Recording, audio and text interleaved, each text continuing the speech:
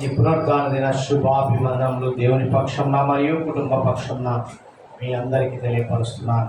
ఏమైనా దేవుని బిడ్డలారా, ఈ పునరుద్ధాన దినమున దేవుడు అద్భుతమైన సంఘటనను మన ముందు పెట్టి ఉన్నాడు.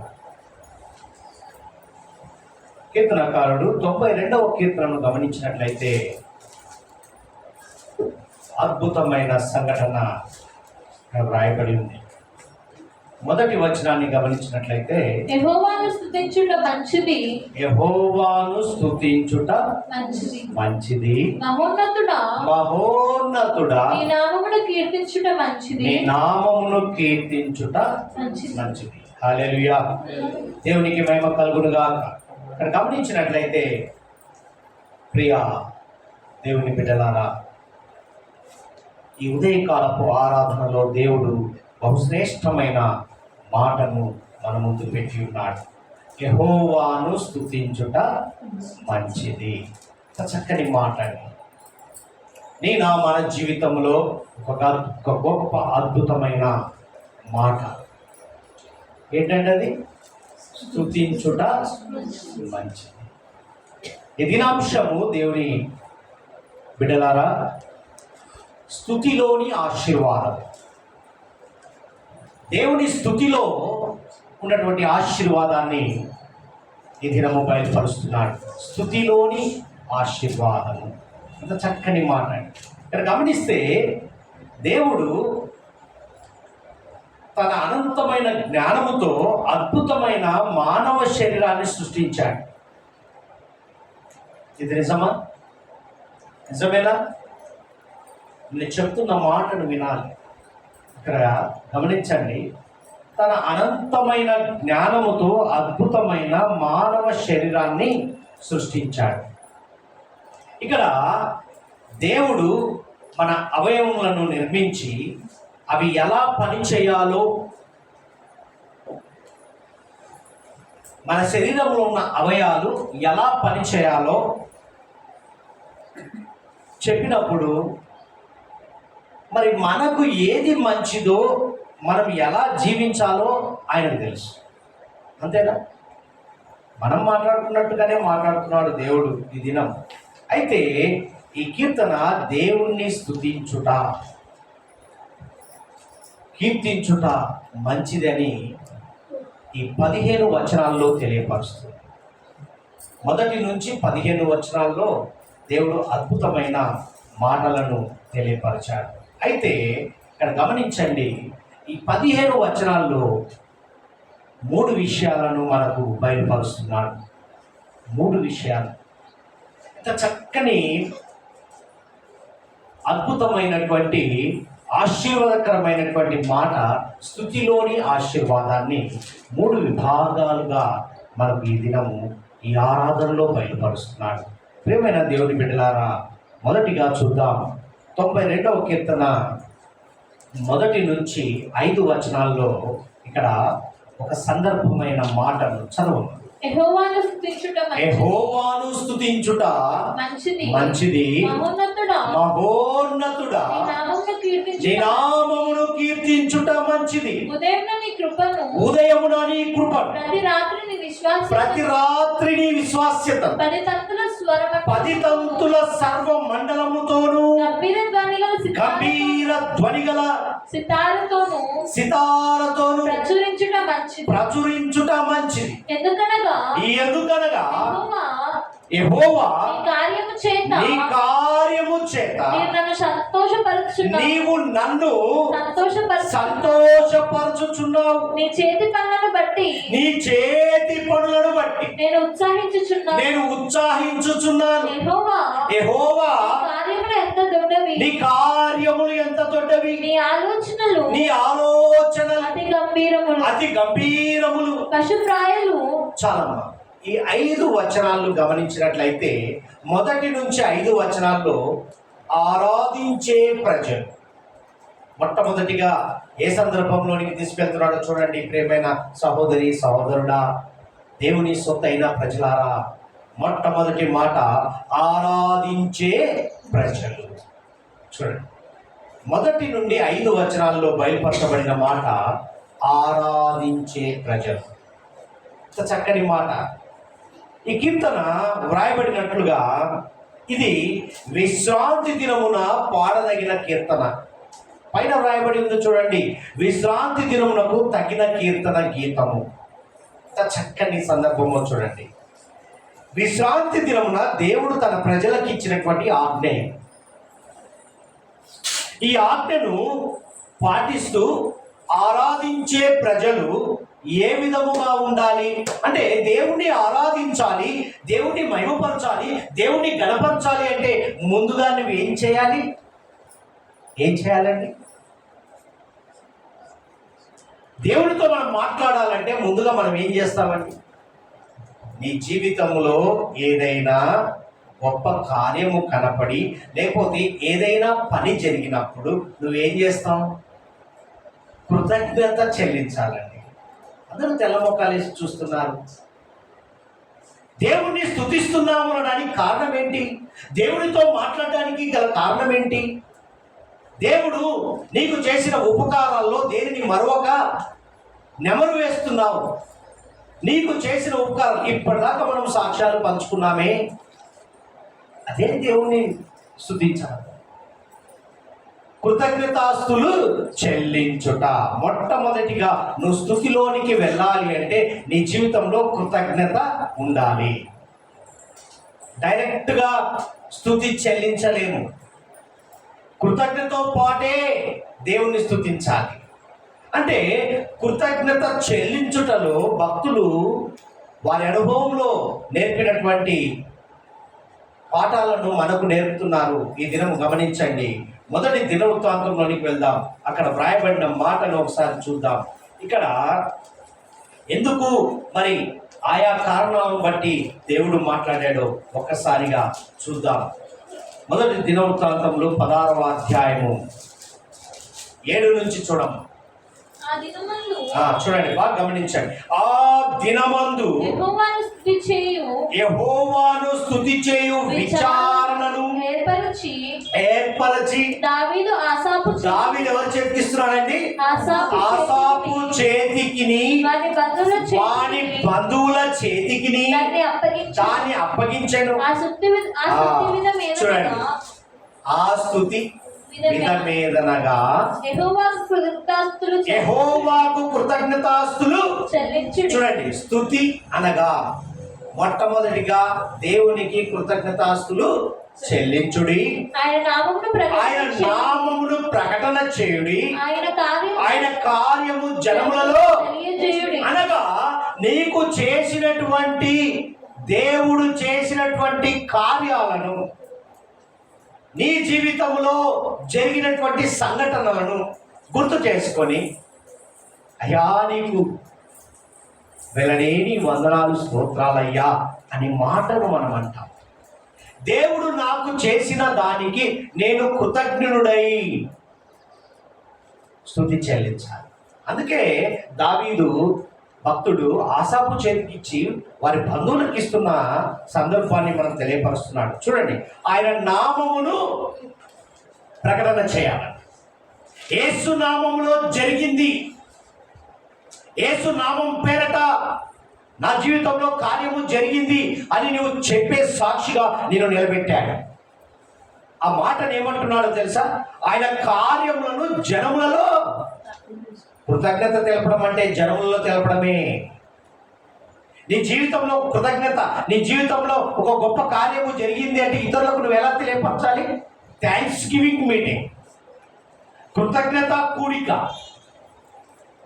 దేవునికి కృతజ్ఞతాస్తులు చెల్లించడమే నీ జీవిత లక్ష్యం. ప్రియమైన దేవుని బిడ్డలారా, చూడండి, ఆయనను గూర్చి పాడుడి. ఎంత చక్కగా చూడండి, ఆయన గూర్చి కీర్తించుడి, ఆయన అద్భుత క్రియలన్నింటినీ గూర్చి సంభాషణ. దేవుడి విధంగా చేశాడు, ఆ విధంగా చేశాడు. బా, ఎంత గొప్ప కార్యము నీ పట్ల జరిగింది అని మనం మాట్లాడుకున్నట్టుగా వాక్యం సెలవిస్తుంది. ప్రియ సహోదరి సహోదరుడా, ఈ మధ్యాహ్న సమయం వేళ గమనించు. ఈ పునరుత్థాన దినంలో దేవుడు మాట్లాడుచున్న మాటను చూడండి. ఆయన పరిశుద్ధ నామమును బట్టి అతిశయించుడే. నీ అతిశయం ఎవరు చెప్పాలి? దేవుడు. ప్రియ సహోదరి సహోదరుడా, యెహోవాను వెదుకువారు హృదయమునందు సంతోషించుదురుగాక. చూడండి ఎంత గొప్పగా బయలుపరచబడిందో పరిశుద్ధ లేఖనాలు. ఈ దినము గమనించినట్లయితే పౌలు భక్తుడు కూడా ఎఫెసీ సంఘముతో మాట్లాడుతూ ఈ దినము మనతో కూడా మాట్లాడుతున్న సందర్భాన్ని ఒక్కసారిగా చూద్దాం. ఎఫెసీలోకి రాసిన పత్రిక 5వ అధ్యాయము 20 నుంచి 21 వచనాలు చూడమ్మా. మన ప్రభు అయిన యేసు క్రీస్తు పేరట సమస్తమును గూర్చి తండ్రి అయిన దేవునికి ఎల్లప్పుడూ కృతజ్ఞతాస్తులు చెల్లించుచు క్రీస్తునందలి, చూడండి ఎల్లప్పుడూ చెల్లించాలి, కానీ క్రీస్తునందలి భయముతో ఒకరినొకడు లోబడి. ఓ ఎఫెసీ సంగమా, ప్రభు అయిన యేసు క్రీస్తు పేరటనే సమస్తము,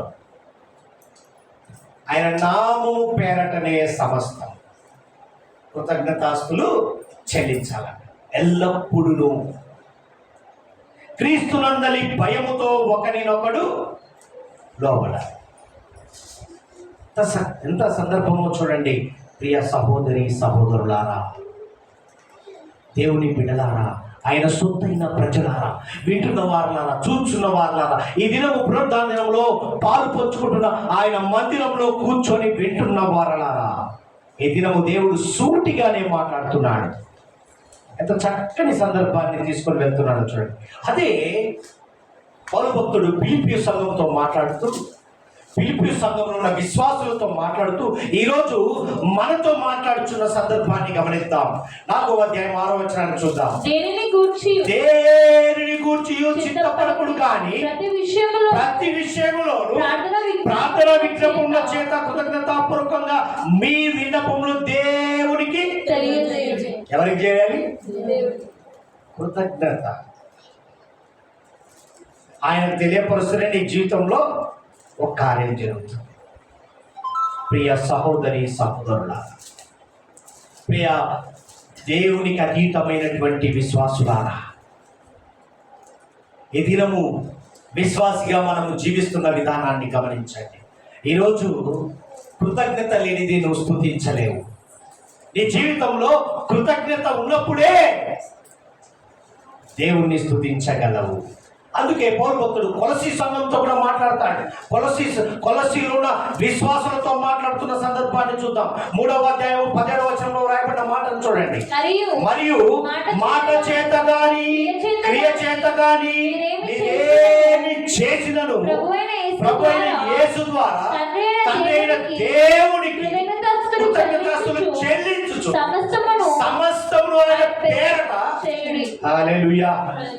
నువ్వు ఏది చేయి, అది మాట కానీ చేత కానీ, నువ్వేమనుకుంటున్నావో ప్రతిదీ ఏదైనా సరే. సందర్భము చూడండి. ఓ కొలసీయులారా, బాగా గమనించండి. దేవుని సొంతైన ప్రజలారా, నువ్వు ఏది చేయి, యేసు ద్వారా తండ్రి అయిన దేవునికి కృతజ్ఞతాస్తులు చెల్లించుచు సమస్తమును ఆయన పేరట చేయుడి. హల్లెలూయా. అదే తెస్సలోనిక సంఘంతో మాట్లాడతాడు. 1 తెస్సలోనిక రాసిన పత్రిక 5వ అధ్యాయము 16, 18 వచనాలు గమనించినట్లయితే ప్రతి విషయమునందు కృతజ్ఞతాస్తులు చెల్లించుడి, ఇలాగు చేయుట యేసుక్రీస్తునందు మీ విషయంలో మన విషయంలో ఆయన చిత్తమండి. ఎంత చక్కని మాటలు ఈ ఉదయకాలంలో మనకు బయలుపరుస్తున్నాడు. దేవుణ్ణి స్తుతించుట, కృతజ్ఞత పూర్వకంగా దేవుణ్ణి స్తుతించుట. దేవుణ్ణి స్తుతించుట మంచిది. ఎందుకు మంచిది? ఇప్పటి వరకు కృతజ్ఞతాస్తులు ఏ విధంగా చెల్లించాలో, ఏ విధంగా ఉచ్చరించాలో, ఏ విధంగా ఫాలో చేయాలో ఆయా భక్తులు వారు చేసిన విధానాన్ని మనకు బయలుపరిచారు. నువ్వు ఏ విధంగా కృతజ్ఞతాస్తులు చెల్లిస్తున్నావో, ఏ విధంగా అనుసరిస్తున్నావో ఈ దినము దేవుడు నీకు బయలుపరుస్తున్నాడు. ఒకసారి గమనించండి, ఈ విధంగా మనం చేయట్లేదేమో. ఒకవేళ చేస్తూ నటిస్తున్నామేమో. జాగ్రత్త సుమా. ఆయన పేరట చేస్తే, ఆయన నామము పేరట చేసినప్పుడే అది నీకు ఆశీర్వాదం. దేవుణ్ణి స్తుతించుట. దేవుణ్ణి ఎలా స్తుతిస్తామండి? ఎలా స్తుతిస్తాం? అన్య జనులలో ఏం చేయాలి? ప్రచురము చేయమంటాడు. జనములలో ప్రచురము చేయమంటాడు. జనములు ఎలా చేస్తాము? మొట్టమొదటిగా పాట ద్వారా. ఏం చేస్తామండి?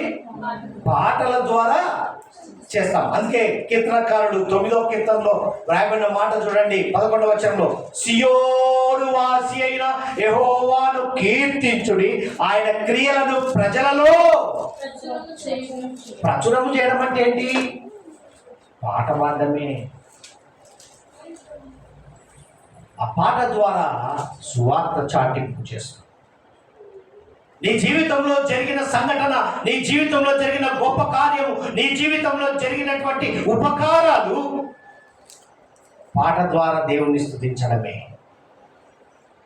వాయిద్యములతో ఆడ రాయబడిన మాట ఏంటండి? 92వ కీర్తనలో చూడమ్మా, 2వ వచనంలో రాయబడిన మాట ఏంటో చూడు.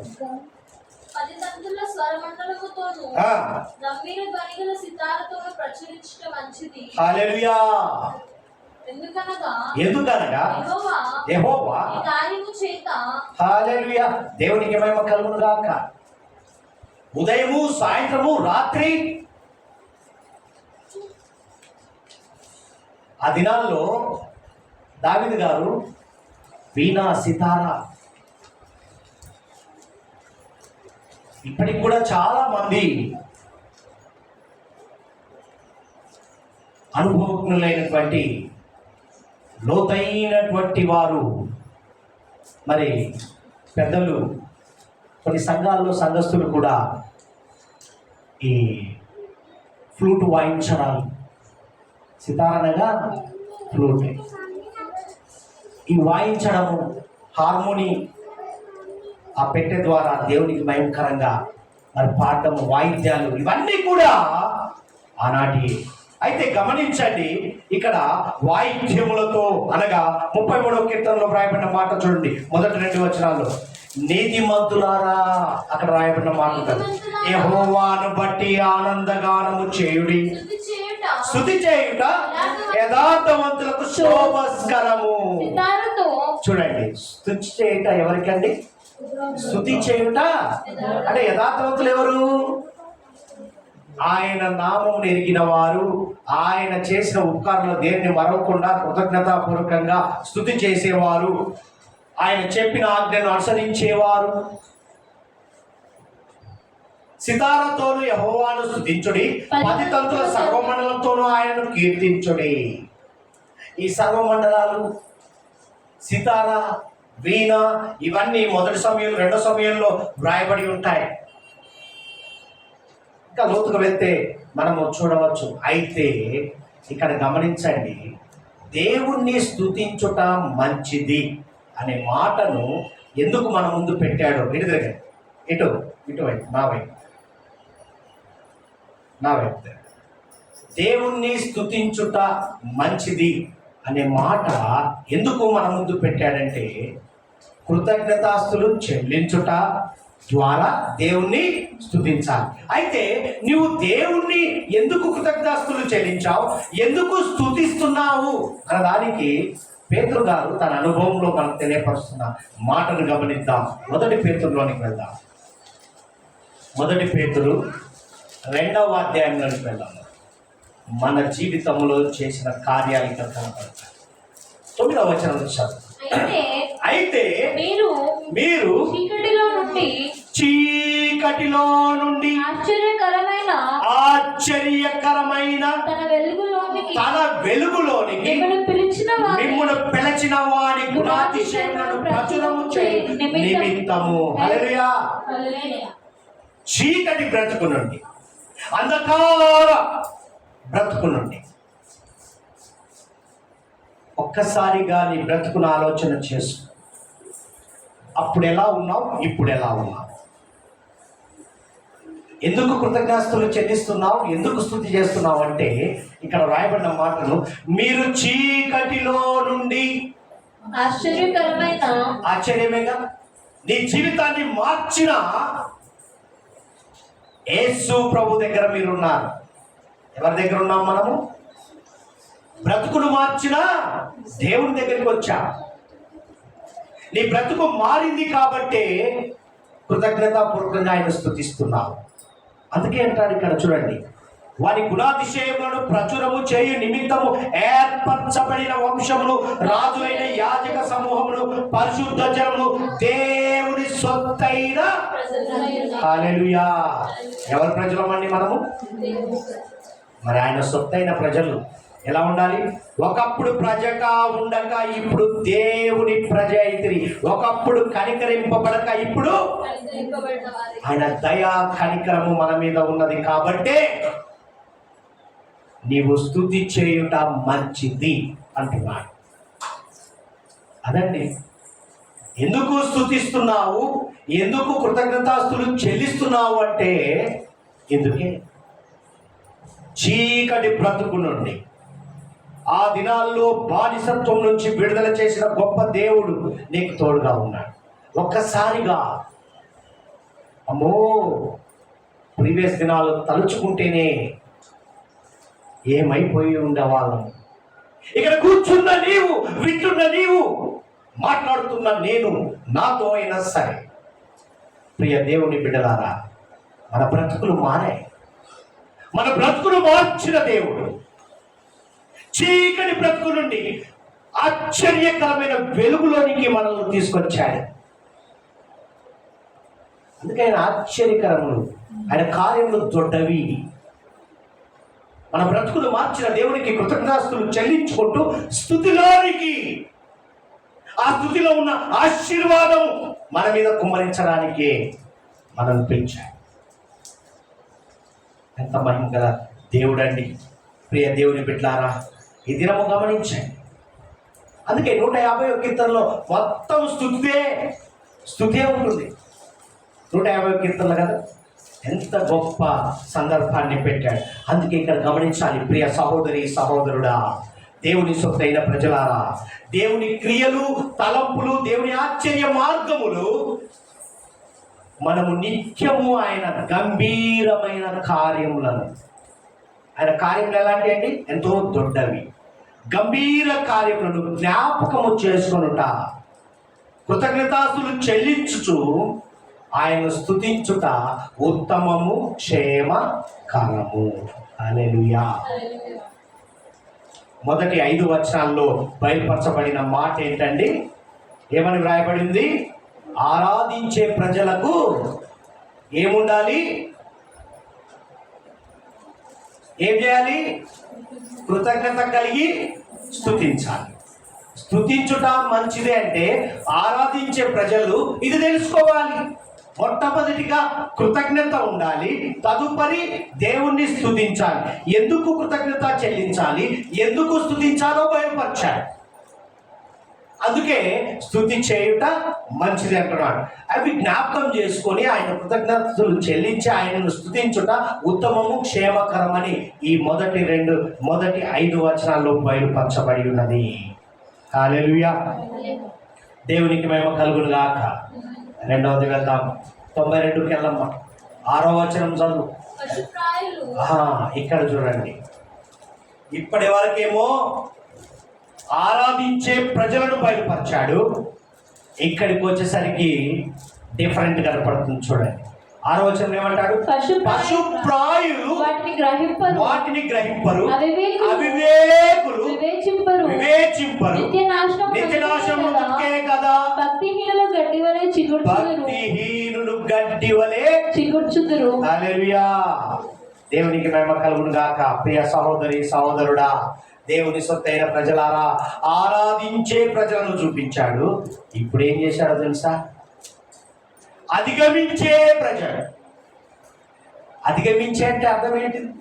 దేవుని ఎరిగి దేవుని నామం ఏంటో తెలిసి దేవుడు ఏ విధమైన కార్యాలు చేశాడో అనుభవించి దేవుని కంటే ఎక్కువగా అధిగమించే ఆలోచన కలిగిన భక్తిహీనులు. బాగా గమనించండి. అంటే వీరి స్వభావం ఎలా ఉంటుందో చూడండి. 6 నుంచి 11 వచనాల్లో అధిగమించే, ఎక్కువ ఊహించే ప్రజలంట. ప్రియ సహోదరి సహోదరుడు, అధిగమించే ప్రజల గురించి మాట్లాడుతున్నాడు. అంటే వీళ్ళ స్వభావం ఎలాంటి, మృగ స్వభావము గలవారు. బాగా గమనించండి. కుక్కను పెంచుతాం, ఏదైనా సరే ఒక జంతువును ఎవరి అలవాటు ప్రకారం వాళ్ళు పెంచుతూ ఉంటాం. పెంచే పద్ధతిలో పెంచినప్పుడు అది వింటుంది. దానికి కొంచెం వ్యతిరేకత, ఇరిటేషన్ తెప్పించినప్పుడు అది ఏం చేస్తుందండి? దాని పని. మనిషి స్వభావం కూడా అదే. ఎలాంటిదంటే దేవుడు చెప్పినట్టుగా నడుస్తేనేమో నువ్వు ఆశీర్వాదంలోకి వెళ్తావు. నిన్ను చూడగానే అందరూ ఆశ్చర్యపోయే స్థితిలో కనపడతావు. దేవునికి అతీతముగా అపవాదికి లోనై, అపవాదికి వాని ఆజ్ఞకు లేదా వాని ఉచ్చులో పడి లోకానుసారంగా జీవిస్తే దేవుడు ఎవరని అడుగుతావు. ఇందాక మనం విన్నాగా, ఎక్కువైతే ఏమవుతావు, దేవుడు ఎవరు అంటే. ఇక్కడ గమనించండి, ఇర్మియా గ్రంథంలో ఇర్మియా ప్రవక్తకు బయలుపరచబడిన మాటను ఒకసారి చూద్దాము. ఎంత చక్కగా వ్రాయబడిందో. 10వ అధ్యాయంలోనికి వెళ్ళమ్మా. ఇక్కడ బహు ఘనమైన మాటలు దేవుడు ఈ దినం బయలుపరుస్తున్నాడు. 10వ అధ్యాయము 8వ వచనాన్ని ఒకసారి చూడండి. చూడండి, జనులు కేవలము పశుప్రాయులు, అవివేకులు. అంతే. ఎంత చక్కగా అంటాడు చూడు. ఏమని వ్రాయబడిందమ్మా? జనులు కేవలము పశుప్రాయులు, అవివేకులు, బొమ్మల పూజ వలన వచ్చు జ్ఞానము వ్యర్థము. ఎక్సెట్రా. ప్రియ దేవుని బిడ్డలారా, అవివేకులు, మృగ స్వభావము కలిగిన వారు ఎలా ఉంటారంటే వివేకముతో ఉన్నారు వాళ్ళు. అయితే 51వ అధ్యాయానికి వచ్చేసరికి, అదే ఇర్మియా ప్రవక్త 51వ అధ్యాయానికి వచ్చేసరికి 17వ వచనంలో బయలుపరచబడిన మాటలు చూడండి. తెలివి లేక ప్రతి మనుషుడు పశుప్రాయుడు. 17వ చరణం. తెలివి లేక ప్రతి మనుషుడు పశుప్రాయుడు. చూడండి, పోతుపోయి అది మనకు అర్థమవుతుంది. చదవండి ఇంటికి వెళ్ళినాక. ఎంత చక్కగా తెలివి లేకనే అవివేకంతో ముందుకు వెళ్తున్నారు. తెలివి కలిగిన వాళ్ళేమో దేవుణ్ణి వైపు వెళ్తారు. తెలివి లేని ప్రజలేమో లోకం వైపు. అంటే శరీరానుసారమైన జీవితము, ఆత్మీయానుసారమైన జీవితం ఇక్కడ కనబడుతుంది. ప్రియ సహోదరి సహోదరుడా, దానియేలు గ్రంథంకి వెళ్దాం. దానియేలు రాస్తున్న మాటను ఒకసారి చూద్దాం. ఇక్కడ 4వ అధ్యాయం 16వ వచనంలో చూడమ్మా. 4వ అధ్యాయం 16వ వచనంలో వానికున్న మానవ మనస్సునకు బదులుగా పశువు మనస్సు వానికి కలుగును. అందుకే పశుప్రాయులు అన్నాడు. అంటే వీడి ఏం బుద్ధిరా రాయన అంటాం కదా మనం. అంటే వాడి మనస్సు ఎలా ఉందంట? మానవ మనస్సునకు బదులుగా పశువు మనస్సు. అంటే వ్యతిరేకత, అంటే ఎక్కువ ఆలోచించే విధానంలోకి వెళ్ళినప్పుడు తెలివి ఎక్కువైతే అవివేకం జోడు చేసుకుంటుంది. ప్రియ సహోదరి సహోదరుడా, మత్తయి సువార్తలో వ్రాయబడిన మాటను చూడండి. మత్తయి గారు రాస్తారు. ఎంత చక్కగా అనుభవంలో ఆ మాటలు రుచి చూసి ఉపమానం అక్కడ దేవుడు బయలుపరుస్తాడు. చూడండి, 13వ అధ్యాయంలోకి వెళ్ళాము. మత్తయి సువార్త 13:14 నుంచి చూడు.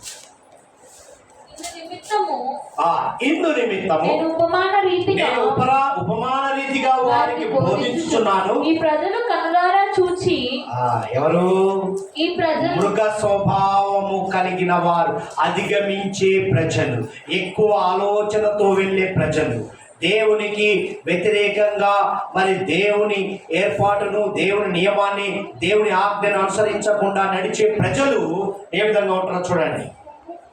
ఈ ప్రజలు కనులారా చూచి చెవులారా విని హృదయముతో గ్రహించి మనసు త్రిప్పుకొని నా వలన స్వస్థత పొందకుండానట్లు వారి హృదయము క్రొవ్వినది. దేవుడు చేసినటువంటి అద్భుతాలు, ఆశ్చర్యకార్యాలు, స్వస్థతలు అన్ని ఎరిగి కూడా వారి హృదయం ఎలా ఉందట? ఎలా ఉందమ్మా? క్రొవ్వినది.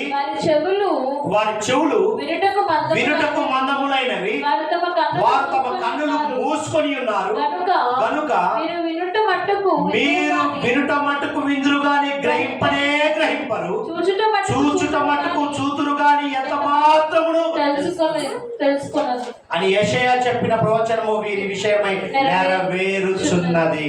హల్లెలూయా. ఈ చివరి వరకు కూడా అవివేకమైన జనులు ఏ విధంగా జీవించారో రాయబడి ఉంది. ప్రియ సహోదరి సహోదరుడా, ఈ దినము అంటే వీరిలో అవివేకముతో దేవుని ఎరిగి ఉండి ఎరగనట్టుగా నటించే స్వభావం. అయితే ఈ 10వ వచనానికి వచ్చేసరికి వారిలో బుద్ధిహీనత, గ్రహించలేని వారుగా కనపడుతున్నారు. అధిగమించే ప్రజలు చూడండి ఎలా ఉంటున్నారు.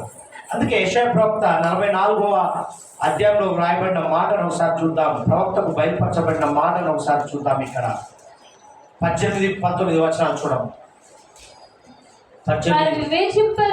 వారు వివేచింపరు గాని గ్రహింపరు, చూడకుండానట్లు వారి కన్నులు కప్పబడెను. అదే మత్తయి రాశాడని ఏమంటున్నాడు? గ్రహింపకుండానట్లు వారి హృదయములు ఎవడును ఆలోచన చేయడు. నేను అగ్నిలో సగము కాల్చితిని, నిప్పుల మీద వేసి రొట్టె కాల్చి తిని దానితో మాంసము వండుకొని భోజనము చేసి తిని మిగిలిన దాన్ని తీసుకొని దానితో ఏమైనా దాన్ని చేయుదునా, చెట్టు ముందుకు సాష్టాంగపడుదునా అని ఎవడునో ఆలోచింపడు. యోచించుటకు ఎవరికి తెలివి లేదు, వివేచన లేదు. హల్లెలూయా. మూర్ఖంగా మృగ స్వభావము కలిగి దుష్ట ప్రవర్తన కలిగిన వారు, దుర్మార్గుల భవిష్యత్తు ఎలా ఉంటుందో కీర్తనకారుడు బయలుపరుస్తాడు. వారి భవిష్యత్తు ఎలా ఉంటుందో చూడండి. 112వ కీర్తన 10వ వచనంలో రాయబడిన మాట చూడండి. భక్తిహీనులు దాన్ని చూచి చింతపడుదురు, వారి పండ్ల కొరకు క్షీణించిపోదురు. భక్తిహీనుల ఆశ. హల్లెలూయా. ఆ విధంగా వారు నాశనమవుతారని బయలుపరుస్తారు. అందుకే కీర్తనకారుడు 11వ వచనానికి వచ్చేసరికి 92:11లో చూడండి, ఆత్మకు శత్రువులు ఉంటారంట, జాగ్రత్త. చూడండి 71వ కీర్తనలోనికి వెళ్ళాము. 10వ వచనంలో మాట్లాడుతున్న మాట చూడండి. ఈ 11వ వచనానికి అక్కడ సూటబుల్ వాడు రాయబడి ఉంది. ఏమంటున్నాడు? నా శత్రువులు నన్ను గూర్చి మాట్లాడుకుంటున్నారు, ప్రాణము కొరకు పొంచి ఉన్నవారు కూడి ఆలోచన. అధిగమించే ప్రజలు, ఆరాధించే ప్రజల గురించి ఆలోచన చేస్తున్నారంట. మూర్ఖంగా మృగ స్వభావం కలిగిన వారు దేవుని వైపు తిరిగే ప్రజల గురించి వీరి ఆలోచన ఏ విధంగా ఉందంటే చూడండి ఎలాంటి ఉందంట. వారు మాట్లాడుకుంటారు అంటే వీరిని ఎప్పుడు పడగొడదాం అనేది, వీరు మన వశంలో ఎప్పుడు అవుతారా, మన దారికి ఎప్పుడు వస్తారా అని వారి ఆలోచన ఉంటుంది. ప్రియ సహోదరి సహోదరుడా, ఈ పునరుద్ధానం గమనించు. ఇక్కడ 6 నుంచి 11 వచనాల్లో బయలుపరచబడిన మాట ఏంటో తెలుసా? మనము దేవుణ్ణి స్తుతిస్తూ ఉండగా చూడండి, దేవుని ఆరాధించే ప్రజలకు జరిగే స్వభావం. ఆయన స్తుతింపని వారు ఏం చేస్తున్నారట? దేవుని యందు భయభక్తులు లేని వారు ఎలా నశిస్తారో, చెడు పనులు చేసేవారికి కలిగే దుర్గతి ఎలా ఉంటుందో వివరిస్తూ, అటువంటి వారి నుండి దేవుని ప్రజలకు కలిగే సమస్యలను, వాటిని అధిగమించే శక్తిని దేవుడు తన ప్రజలకు అనుగ్రహిస్తాడని తెలియజేస్తున్నాడు. ఇక్కడ వారిని జయించే శక్తి.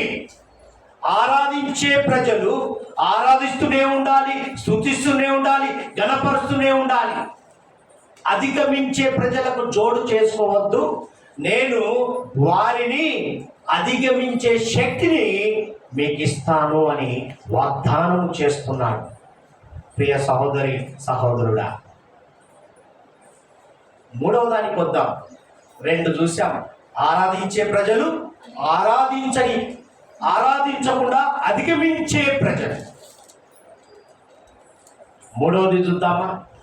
92వ కీర్తనలోకి వెళ్ళామా? 12 నుంచి చూడు. నీతిమంతులు ఏంటంటే అక్కడ నీతిమంతులు ఖర్జూర వృక్షం వలె మొగవేదురు, లెబానోను మీది దేవదారు వృక్షం వలె వారు ఎదుగుదురు. హల్లెలూయా.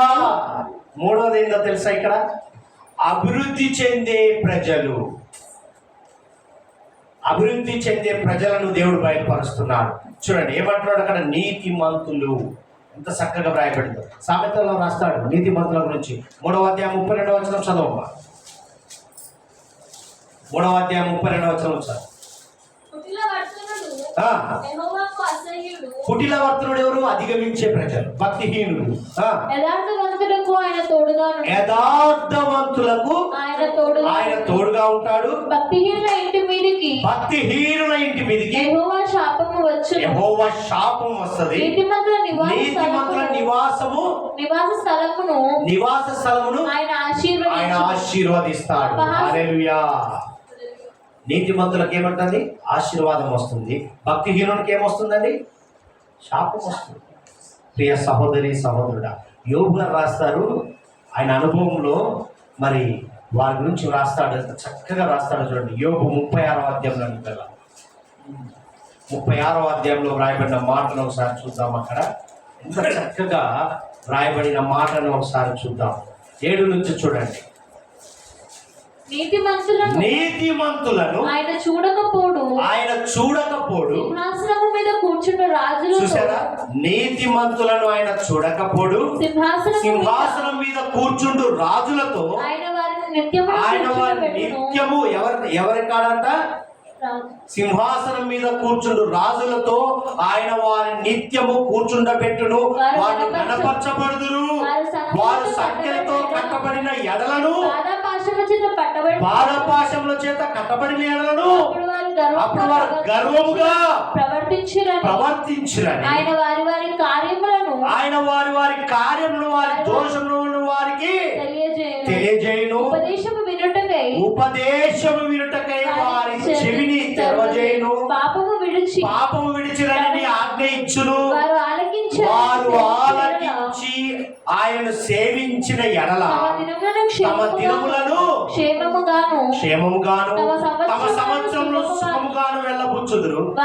ఒకవేళ ఆలకింపకపోతే, ఒకవేళ దేవుని మాటలు వినకపోతే ఏమంట? వారు బాణముల చేత కూలి నశించెదరు. జ్ఞానము లేక చనిపోయేదరు. హల్లెలూయా. నీతిమంతులు యథార్థత కలిగి జీవిస్తే సరే. ఒకవేళ ట్రాక్ తప్పారా, ఏ విధంగా జరుగుతుందని బయలుపరుస్తున్నాడు. అంటే అర్థమేంటో తెలుసా? ఇక్కడ ఈ 92వ కీర్తనలో వ్రాయబడిన మాటను ఒకసారి చూస్తే మనము ఇక్కడ ఖర్జూరముతో పోలుస్తున్నాడు. ఎంత చక్కగా బయలుపరుస్తున్నాడో చూడండి. ప్రియ సహోదరి సహోదరుడా, నీతిమంతులు ఖర్జూరపు వృక్షం వలె మొగవేదురు. ఖర్జూరము నిగనిగా మెరిచినట్టుగా మన జీవితాలు మెరుస్తాయంట. చూడండి, లెబానోను మీద దేవదారు వృక్షం వలె. దేవదారు వృక్షం అంటే ఏంటో తెలుసా అండి? అది ఎంత బలంగా ఉంటుందో.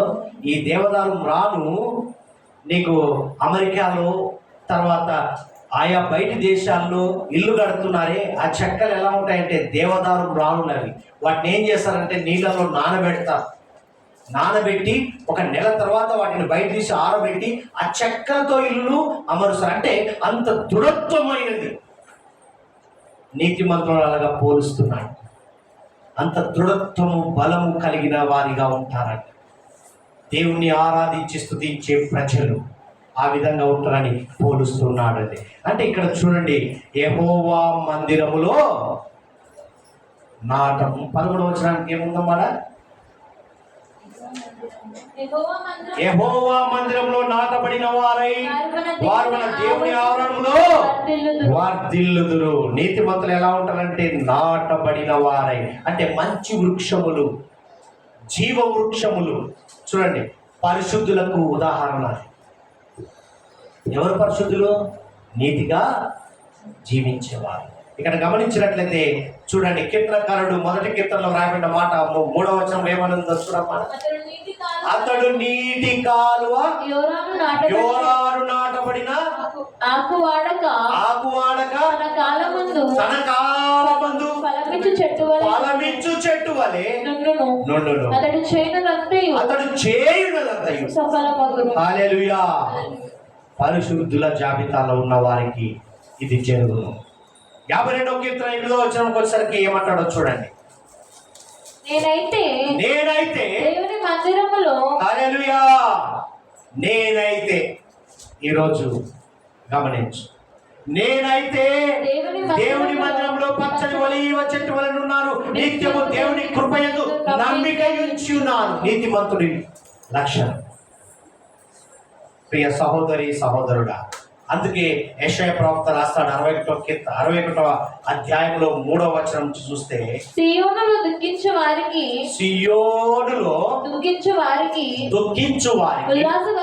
ఉల్లాస వస్త్రములు ధరింపజేయుటకును, బూడిదకు ప్రతిగా భూదండలను, దుఃఖమునకు ప్రతిగా ఆనంద తైలమును, భారభరితమైన ఆత్మకు ప్రతిగా స్తుతి వస్త్రమును వారికి ఇచ్చుటకును ఆయన నన్ను పంపి ఉన్నాడు. ఎందుకు వచ్చి ఉన్నాడో తెలుసా? నీ నా మన కొరకే వచ్చి ఉన్నాడు. చూడండి ఏమంటున్నాడు. నీతి అను మస్తకి వృక్షములనియు యెహోవా నాటిన చెట్లనియు వారికి పేరు పెట్టబడును. ఎవరు? ఆరాధించేవారు, స్తుతించే వారికి ఈ పేరు పెట్టబడి ఉంది. ప్రియ సహోదరి సహోదరుడా, ఈ దినము గమనించు. ఎందుకు ఇక్కడ అభివృద్ధి చెందే ప్రజలు ఈ విధంగా ఉంటారు. అయితే అభివృద్ధి చెందడానికై ఏం చేశాడు? ఇజ్రాయేలు ప్రజలను ఫలించే ద్రాక్ష తీగ వల్లే ఉండాలి అని చెప్పి తీసుకొచ్చాడు. కీర్తనకారుడు 80వ కీర్తనలో 8వ వచనం నుంచి రాస్తాడు. అక్కడ ఐగుప్తులో నుండి బానిసత్వం నుండి మిమ్మల్ని తీసుకొచ్చాను. అయితే ఫలించి అభివృద్ధి చెందమంటే మరి ఏం చేశారంటే, ఆరాధించి స్తుతించే ప్రజలు మాత్రమే మిగిలారు. అధిగమించే ప్రజలు మార్గ మధ్యములే ఏమైపోయారండి? నశించారు. అంటే ఫలించి అభివృద్ధి చెంది ద్రాక్షావళి వలె తీగలాగా అంటుకున్నట్టుగా అంటి పెట్టుకునే జీవితంలోనికి దేవునితో నడిచిన వారేమో స్థిరంగా నిలిచారు. అధిగమించి సొల్లు మరి అవి ఇవి అని మాట్లాడి వ్యతిరేకతలో వెళ్ళిన వారేమో శేషముగా అయిపోయారు. ప్రియ సహోదరి సహోదరుడా, అభివృద్ధి చెందే పనిలో నువ్వు ఉన్నప్పుడు, ఉండాలి అని ఆశ కలిగినప్పుడు ఏం చేయాలి? నువ్వు దేవుడు చెప్పిన పనిని, దేవుడు చెప్పిన ఆజ్ఞను అనుసరించి దేవునికి లోబడి ఆరాధించే పనిలో, స్తుతించే పనిలో కృతజ్ఞతాపూర్వకం కలిగి దేవునికి లోబడి, ఆజ్ఞకు లోబడి జీవించినప్పుడే ఈ ఆశీర్వాదంలోనికి వెళ్తాం. ఎంత మర్మాలు దేవుడు బయలుపరుస్తున్నాడో చూడండి. 14వ వచనానికి వచ్చేసరికి అక్కడ మరి ఆ సంతోషాన్ని వ్యక్తపరిచాడు. 92:14 ఏముందో చూడండి. నాకు ఆశ్రయదుర్గమైన యెహోవా యథార్థవంతుడనియు ఆయన యందు ఏ చెడుతనము ఇశ్రాయేలు ప్రజల్లో గమనించాడు.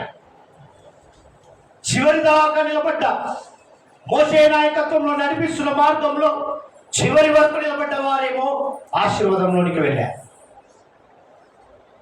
మధ్యలో పోయిన వారు అటే పోయారు. మన్నా వైపు చూసిన వారు, ఆశలకు గురైన వారు మనమందరం చూశాం. ఏదైనా యేసు నామం పేరట చేస్తున్న వారు మాత్రమే ఆశీర్వాదంలోనికి వెళ్ళారు. ప్రచురం చేస్తున్న వారు మాత్రమే ఆశీర్వాదాన్ని చూశారు.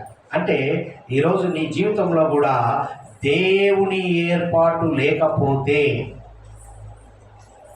నీ జీవితంలో స్తుతి లేకపోతే, నీ జీవితంలో కృతజ్ఞత లేకపోతే ఈ ఆశీర్వాదాన్ని నీవు చూడలేవు. దేవునికి మహిమ కలుగును గాక. చివరిగా 15వ వచనానికి రమ్మ. అక్కడ ఆత్మఫలం పెట్టాడు. ఏం పెట్టాడో చూడండి. వారు ముసలితనమందు హల్లెలూయా. ఎవరండి?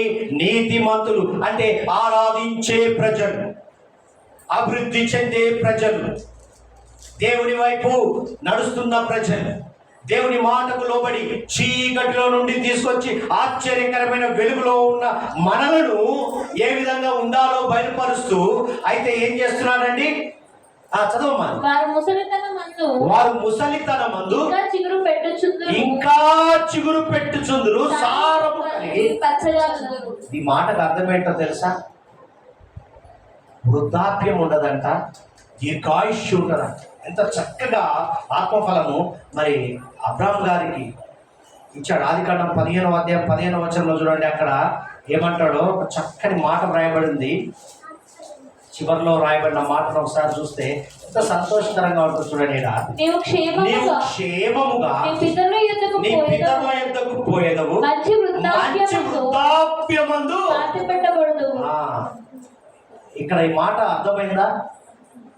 అంటే మంచి వృద్ధాప్యమందే దీర్ఘాయుష్షు నీకు ఇస్తున్నాను, అంటే అన్ని అనుభవించి మంచి వృద్ధాప్యమందే నేను పిలుచుకుంటా. ఎంత చక్కని మాట అండి. దీర్ఘాయుష్, వృద్ధాప్యం గురించి మాట్లాడాడు, దీర్ఘాయుష్ గురించి మాట్లాడతాడు. ద్వితీయోపదేశ కాండంకి వెళ్దాం. 5వ అధ్యాయం 33వ వచనాన్ని చూడమ్మా. అక్కడ ద్వితీయోపదేశ కాండంలో రాయబడిన మాటను ఒకసారి చూస్తే దీర్ఘాయుష్ అంటాడు. కాబట్టి ఇక్కడికి వచ్చిందండి. చూడండి, ఆరాధించే ప్రజలు, అభివృద్ధి చెందే ప్రజలు తెలుసుకోవాల్సింది వృద్ధాప్యాన్ని గురించి తెలియపరుస్తూ దీర్ఘాయుష్ గురించి బయలుపరుస్తున్నాడు. కాబట్టి మీరు కుడికే గాని ఎడమకే గాని తిరగక మీ దేవుడైన యెహోవా ఆజ్ఞాపించినట్లు చేయుటకు జాగ్రత్త పడవలెను. అంటే దేవుని ఆరాధించే ప్రజలు అధిగమించే ప్రజలతో జోడు చేసుకోవద్దు. అభివృద్ధి చెందేటప్పుడు నేను పడగొట్టడానికి చూస్తాడు. నువ్వు ఆరాధించే క్రమంలో ఉన్నావా, అదే క్రమంలో అభివృద్ధి చెందడానికే ప్రయత్నం చేయి. చేసేటప్పుడు ఏమంటున్నాడు? కుడికే గాని ఎడమకే గాని తిరగక మీ దేవుడైన యెహోవా ఆజ్ఞాపించినట్లు చేయుటకు జాగ్రత్త పడను. మీరు స్వాధీనపరచుకొనబోవు దేశంలో మీరు జీవించు మేలు కలిగి దీర్ఘాయుష్మంతులగునట్లు మీ దేవుడైన యెహోవా మీకు ఆజ్ఞాపించిన మార్గములన్నిట్లో నడుచుకోవాలి. ఆ మార్గం ఏంటిది? కృతజ్ఞత, స్తుతి, అభివృద్ధి. ఇదే పని నీకు. అంతేగాని దేవుడు చేసిన కార్యాలు, ఉపకారాలు అన్ని తెలిసి అన్ని సవిచూసి అక్కర్లేదని పోయే వారికి, భక్తిహీనులకు వారి జాబితాలో ఉండకూడదని గుర్తు చేస్తున్నాడు. ప్రియ సహోదరి సహోదరుడా, ఈ పునరుత్థాన దినమున వాడిపోని జీవం ఇస్తున్నాడు. ముసలితనమున ఏమంటాడు అక్కడ 92వ కీర్తనలో?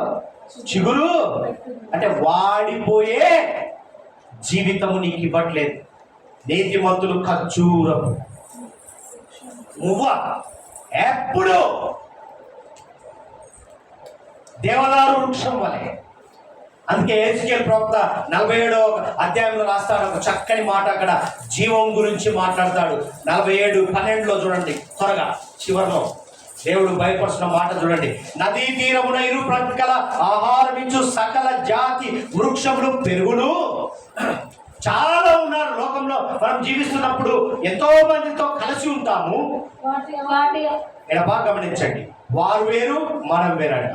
వాటి ఆకులు వాడిపోవు, వాటి కాయలు ఎప్పటికీ రాలవు. ఈ నది నీరు పరిశుద్ధ స్థలం నుండి పారుచున్నది గనుక ఆ చెట్లు నెల నెల కాయలు వాటి పండ్లు ఆహారమునకును వాటి ఆకులు ఔషధమునకును వినియోగించును. హల్లెలూయా. దేవుని ఆరాధించే ప్రజలు, అభివృద్ధి చెందే ప్రజలు, నీతి మంతులుగా పిలువబడ్డ పరిశుద్ధులకు జాబితాలో ఉదాహరణకు నిలబట్టి పెట్టిన, సాదృశ్యాన్ని నిలబెట్టినటువంటి మనలను ఎప్పుడు కూడా వాడిపోయేటట్టుగా ఉంచాడంట. అదే స్తుతిలోని ఆశీర్వాదం. ఆ స్థుతిలో ఇంత ఆశీర్వాదం ఉంటుందని బయలుపరుస్తున్నాడు. ప్రియ సహోదరి సహోదరుడా, ఈ దినం మనం తెలుసుకోవాలి గొప్ప అద్భుతాలు. అందుకే అంటాడు కదా 103వ కీర్తన 5వ వచనంలో రాయబడిన మాట చూడండి. అక్కడ వాడిపోని జీవితం ఏమంటాడో చూడండి. అక్కడ 103:5లో రాయబడిన ఆయన చేసిన ఉపకారాలు దేవుని మరొక చూడమ్మా. పక్షిరాజు యవనం వలె నీ యవనము క్రొత్త తగుచున్నట్లు మేలుతో నీ హృదయమును, అంటే వాడిపోయే జీవితాన్ని నీకు ఇవ్వట్లేదండి. పక్షిరాజు యవనం. ఈ 12 నుంచి 15 వచనాల్లో బయలుపరచబడిన మాటను గమనించినట్లయితే, నీతిమంతులు అనగా ఆయన ఆరాధించేవారు, ఆయనతో సరైన సంభాషణ కలిగి వారు దేవుని సన్నిధిలో ఖర్జూర పోల్చాడండి, ఖర్జూర చెట్లతో దేవదారు వృక్షం వలె ఎదుగుతూ చిగురిస్తూ మూవ వేస్తూ వర్ధిల్లుతూ దీర్ఘాయుష్మంతులుగా జీవిస్తారని తెలియపరుస్తున్నాడు. ఎన్ని అనుభవాలు ఇచ్చాడని. 3 సందర్భాలు దేవుడు ఆరాధించే ప్రజలను చూపించాడు, అధిగమించే ప్రజలను చూపించాడు, అభివృద్ధి చెందే ప్రజలను చూపించాడు. అంటే మనం అధిగమించే ప్రజల జోలికి పోకుండా, మన వర్షన్ ఏంటండి, మన రూట్ ఏంటి, కుడి ఎడమ తట్టుపోకుండా ఆయన చూపించిన మార్గము వైపే ఆరాధించే పని, అభివృద్ధి చెందే పనిలో మనం వెళ్ళినప్పుడే ఈ స్థుతిలో ఆశీర్వాదం మన కుటుంబంలోనికి వచ్చునుగాక. అందుకే ఈ దినం అడుగుతున్నాడు, నీవు దేవుణ్ణి స్తుతిస్తూ క్రమం తప్పకుండా ఆరాధనకు వెళుతూ దేవుని మందిరములో నాటబడి వర్ధిల్లుతూ ఇతరులకు ఆశీర్వాదకరంగా ఉన్నావా అడుగుతున్నాడు. ఈ దినం వర్ధిల్లుతున్నామా? ఆ విధమైన జీవితంతో ఏదో అందరూ స్తుతిస్తున్నారు, ఆరాధిస్తున్నారు, గణపరుస్తున్నట్టు, కానీ స్తుతిలో ఉన్న ఆశీర్వాదాన్ని ఎరిగినావా? ఒకవేళ అది తెలుసుకోకపోతే ఈరోజు ఆ మర్మాన్ని నీకు బయలుపరచాడు. ఆ మర్మాన్ని తెలుసుకొని నీ జీవిత లక్ష్యాన్ని, గురిని ఆయన వైపు వెళుతూ చూద్దాం.